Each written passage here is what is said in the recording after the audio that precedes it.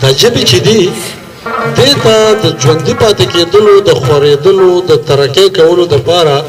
یوازې د دې څیزونو ضرورت نه دی چې یو حکمرانه طبقه د دې شاته وي د دې دپاره د ادارې جوړې شي د یوې ژبې دپاره د خرچې وشي معاش دې ورسره وتړلی شي دغه څیزونه ضروري دي خو دغه لازمي نه دی چې بغیر د دې نه ژبې ترقي نشي کولی یا وده نشي کولی د ژبې د ژوندي پاتې کېدلو د ترقۍ کولو دپاره یو بل ډېر بنیادي څیز دی چې هغه د هغه ژبې دننه پروت صلاحیت او طاقت دی او هغه په پښتو کې شته یعنې تاسو دا وګورئ چې پښتو د کوم دور ژبه ده په دغه دور کې په دې ټول مشرق کې دوه نورې ژبې ډېرې غټې ژبې وې چې یو سنسکرت وه او یو فارسي وه فارسي ته مې په هغه وخت کې ژند اول پهلوي بیا ژند ژبه ویله فارسي نوم یې نه نو تاسو وګورئ چې دغه فارسي سنسکرت او پښتو چې ده په دې کې هم سنسکرت خو موږ یو اړخ ته ایږدو خو د دې فارسۍ لږ وضاحت وکړم چې دا کومه ډېره لویه ادبي فارسي ژبه ده چې په دې کې د حافظ او د مولانا او د بیدل او د غني کشمیري غوندې شاعران دي دا فارسي د ایران فارسي نه ده دا د پښتنو د ماوراء النهر یا تاسو په ساده ژبه کې د افغانستان چې هغوی ورته د طنز نه دري وایي ایرانیان دې فارسۍ ته د طنز نه دري وایي دا اصل کې د افغانانو پښتنو فارسي ده او دا د راوت هم د پښتو نه ده دا یو بیل بحث دی چې فارسي څنګه د پښتو نه راوتې ده په دې به په بله موقع خبره کوو که څوک ما سره پې خبره اتره کول غواړي نو په دې به خبره کوو ځکه چې د ډېرو ماهرینو د لسانیاتو د ماهرینو تحقیق دا دی چې دا پښتو چې ده دا د فارسۍ لور ده او د فارسۍ نه رازېږېدلې ژبه ده خو خبره داسې نه ده فارسي د پښتو نه رازېږېدلې ژبه ده او یو آسان دلیل خو زه تاسو ته دا وایم چې دا فارسي څومره زړېږي څومره زوړ دور ته ځې نو دا پښتو ته نږدې کېږي یعنې پښتو ته داسې نږدې کېږي چې که ته نن په فارسۍ کې وایې چې من بیمار شدم نو په زړه فارسۍ کې به وایې چې من بیمار شوم نو دا شوم چې دی دا اوس هم په پښتو کې موجود دی او 4000 کاله مخکې هم په پښتو کې موجود دی نو فارسي چې څومره بره ځي پښتو ته نږدې کېږي او اخر کې پښتو کېږي د دې مطلب دا دی چې دا راوتې د پښتو نه ده او اوس چې د ایرانیان کومه فارسي وایي هغوی د موجوده ایرانیان په خپل کلاسیک پوهېږي نه ځکه چې دا دري ده دا د پښتنو فارسي ده نو زما مقصد دا دی چې فارسي خو د دې خپل ادب په وجه ژوندی ده خو د سنسکرت شاته چې څومره بادشاهان ولاړو او د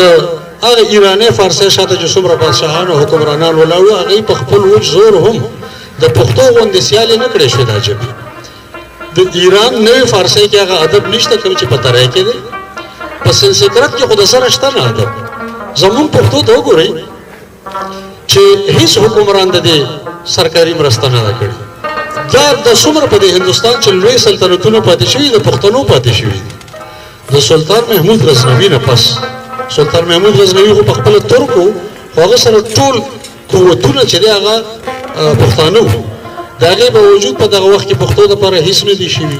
شیرشاه سوري ډېر لوی پښتون و د پښتو یوه اداره نه ده جوړه کړې غوریان او څومره چې خلجیان دي ټول پښتانه د پښتو دپاره په دې دومره لوی هندي سلطنت کې هیڅ اداره نه ده جوړه شوې احمد شاه ابدالي په خپله د پښتو صاحب دیوان شاعر و یعنې د پښتو احساس ورته چې شاعري په پښتو کې پکار ده خو خپل دربار او خپل سرکار یې ټول په فارسۍ کې چلولی بیا تاسو د وروسته دور کې راشي انګریز د پښتو ته نقصان ورکولو کوشش کړی دی د پاکستان نه پس ته د پښتو تلارې نیولې شوي دي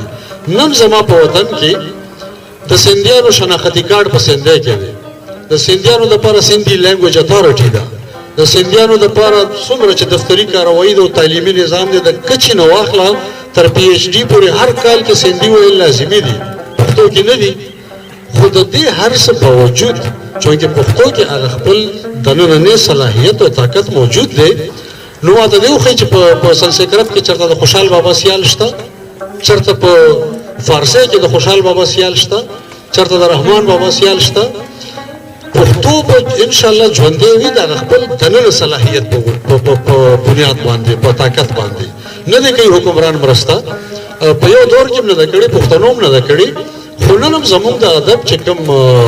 معیار دی هغه په دې مشرقي ژبو کې لازوال دی زه چې دا د خوشحال بابا خبره اخلم نوم اخلم دا په دې وجه اخلم چې یو انسان د 500 انسانانو نه زیات صلاحیتونه لرل، زیات کمالات یې لرل او زیات د معیار کارونه یې کړي دي او دا نور شاعران چې کوم دي د دې سیال نشته دی. زمونږ د شلمه صدي تاسو راواخلئ، د هر قسمه محرومو باوجود پښتو یوه لویه ژبه ده. زه خو دا یم چې پښتو د ولسي فنکارانو،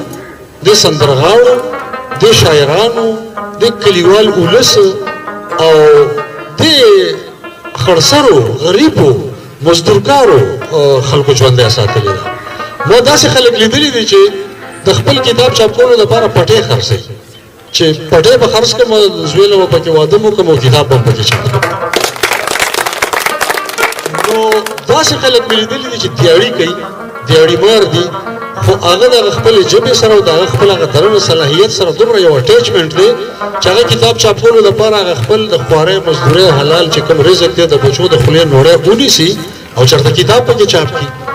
پښتو نن هم د دنیا هغه ژبه ده په مشرقي ژبو کې چې د سالانه جایزې د کتابونو کله چاپ کېږي په ډان اخبار کې، په نیوز کې، نو د دې مشرقي دنیا د ټول نه ایک نمبر، اول نمبر ژبه ده چې په زرګونو کتابونه هر کال په پښتو کې چاپ کېږي او بیا وروسته په دې نورو ژبو کې چاپ کېږي. نو دا موږ له چېرته کې نه سرکار کوي، نه حکمران کوي، نه څوک بل څوک کوي. دا زموږ دې ژبه کې دننه څه شی دی، څه طاقت دی، څه زور دی، څه صلاحیت دی، شاته څه ولس ولاړ دی. زما خیال دی چې د نن نه 1500 کاله وروسته هم یو پښتون هم یو ټکی هم ونه لیکي، هم دا پښتو نه مري.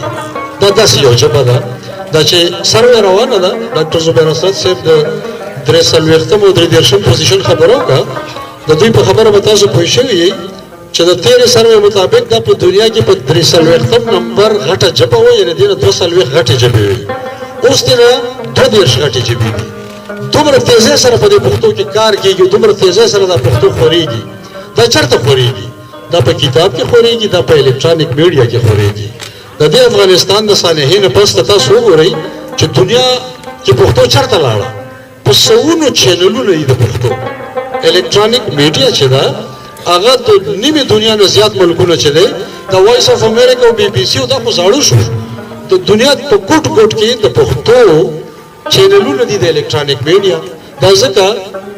دا ژبه نوره هم 32 نمبر ته راغله او دا به 22م ته هم راځي، 12م ته هم راځي. دې ژبه کې داسې یو صلاحیت دی چې خلک مجبور دي چې دا ژبه چې دی زده هم کړي، په دې کې چینل هم خلاصېږي، په دې کې ټي ویان هم